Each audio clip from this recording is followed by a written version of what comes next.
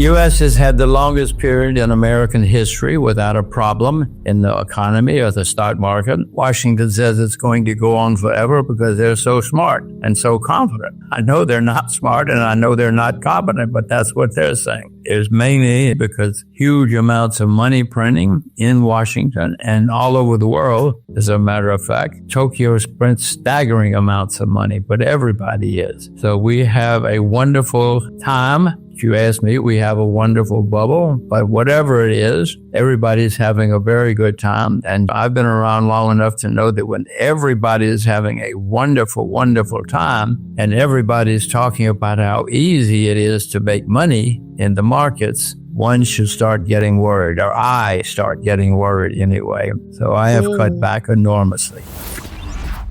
This is not a classic bubble. It's not where everybody's hysterical and quitting their jobs to go into the stock market. It's not quite to that stage yet, but it's getting there. I have not sold short anything because I hope I'm smart enough to wait for a better time. But my plan is, if it gets more hysterical, that I will start selling short. I still own shares in Uzbekistan. I still own China, but now China's hyping its market and pumping it up. So who knows, I may have to sell China too. I don't see many places in the world investment community that's cheap anymore. Maybe some commodities, but there are not any cheap currencies. I don't see any cheap bonds. Maybe China, maybe Uzbekistan, but I see very little. China's a gigantic country, as you know. Some say it's the second largest economy in the world. It certainly was ruined by the communists. And since then, they have been changing dramatically. It's now an extremely exciting developing country. And there are many opportunities. They trade all over the world, including with us. And if you ask me, it's going to continue to develop. China will become even more important in the world economy. And in our lifetimes, China is going to be the second most important, if not the most important. It has been in history. China is the only country in world history that has been number one 3 or 4 times. Rome was great once. Egypt was great once. Britain was great once. But China's been great 3 or 4 times. It's also collapsed, been a disaster 3 or 4 times, but it seems to be on the rise again. So I own Chinese shares, and I will probably buy more if I can find some. American stock market has been okay since 2009. That's the longest in American history. So history tells me we're getting closer to the end. I'm starting to see some signs, but not extensive signs yet. So it seems to me that everybody is having a good time because we have a new president, we have new administration, we have new people. That always leads to certain amounts of excitement and complacency. It seems to be happening again. And I've been around long enough to know that this wonderful feeling is usually the precursor to a bad time.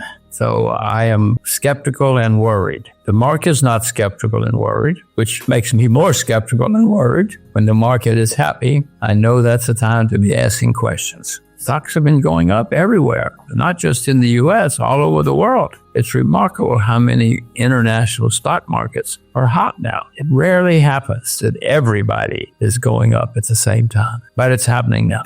There's a huge amount of off-balance sheet debt, Social Security, shipping, many things that's not measured in the normal way, but the real number is over $200 trillion. I don't like saying any of this. I'm an American citizen too. Fortunately, I'm old. It's a good time to be an old American. I have 2 young children, but they're going to have many, many economic problems in their lifetime. In 1924, Britain was the richest, most powerful country in the world. There was no number 2. And 50 years later, it was bankrupt, literally. 1976, they couldn't pay their bills. And the IMF had to fly in to bail them out. That has happened many times in history. I know that I can add and subtract in the U.S. The numbers are staggering. I don't think it's all going to collapse before Christmas, but it's certainly getting worse and worse and worse. And the numbers I can add. I know we cannot pay those debts, and I know we're going to have a crisis. In my view, the inflation is not finished worldwide, including the U.S., and that interest rates are going to have to go much higher. Either the central bank is going to take interest rates higher, or the market will take interest rates higher because there's still inflation.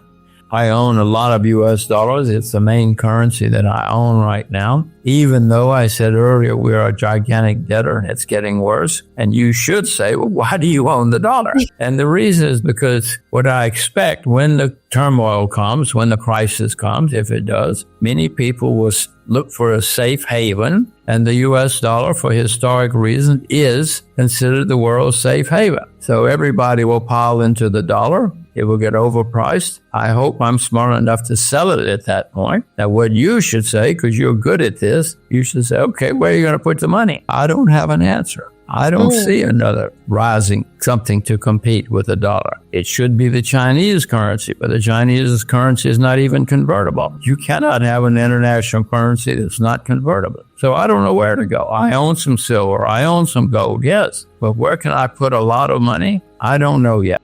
Lots of people wild about Bitcoin. I am not. I have never bought nor sold any cryptocurrencies. And the reason I haven't is because I don't see any rational, logical use for them. Yes, they're trading vehicles, and that's fine if people want to trade. But I don't think the time is coming when we can go down to the shop on the corner and buy a loaf of bread with Bitcoin. Maybe it's coming, but that's why I'm not too interested in Bitcoin. Maybe there'll be something to short someday, but I have no position, long or short, and never have in Bitcoin. But you are very perceptive. That is developing into maybe hysteria, not quite hysteria yet. Many cryptocurrencies have already disappeared and gone to zero. Bitcoin is not, of course. Bitcoin has skyrocketed. But I am not shorting any cryptocurrencies yet. They seem to be in favor of rate cutting. That's how they keep their job. They know if they keep interest rates low, they will keep their job. If interest rates are high and everybody's screaming, they lose their job. It's not good for the country, but that's all they know. And I can see that the debt is staggering, and it's going to lead to more problems, more inflation. It always has anyway. Maybe it's different now. It never has been different. And when inflation comes back, somebody's going to raise interest rates. If the market raises interest rates, that's even worse, because at least the Federal Reserve can control things for a while. But if the market takes over, oh my gosh, then we have gigantic problems. If I weren't talking to you right now, I might be over at the shop buying some silver, but I would buy silver, not gold right now, because gold is at an all-time high. Silver's still down a lot from its all-time high. Silver's been around in many countries longer than gold. The United States, we started out as a silver nation when we first started. It changed 100 years later, but we were a silver country too. Many countries have been. Trade wars, tariffs, restrictions are not good for anybody, including the people who put them on. Yes, if you're protecting tractors are good for a while, but eventually everybody suffers when you start putting on restrictions and tariffs and higher taxes. I know that open markets are better for the world. History's pretty clear. I know Mr. Trump is very keen on tariffs, very keen on restrictions, so we're going to have them. I would suggest to you and urge you to read some history, and you'll see that eventually we're all going to regret it. He's going to regret it because it's going to lead to problems. And when we have economic problems in the U.S., they're going to be very serious because the debt is so staggering. It is incomprehensible how big the debt is. Just get out a pencil and piece of paper. You'll see we cannot pay those debts. Something has to give. And what is always given historically is the nation's economy and our well-being. If somebody does start taking serious action, then the pain is going to get very bad. And then everybody's going to say, wait a minute, we know we had a problem, but this is too much. This hurts too badly. Please stop. And so Washington will soften up, make things easier again, and everybody will breathe a sigh of relief and say, oh, it's okay now. But that's just going to make the problem worse.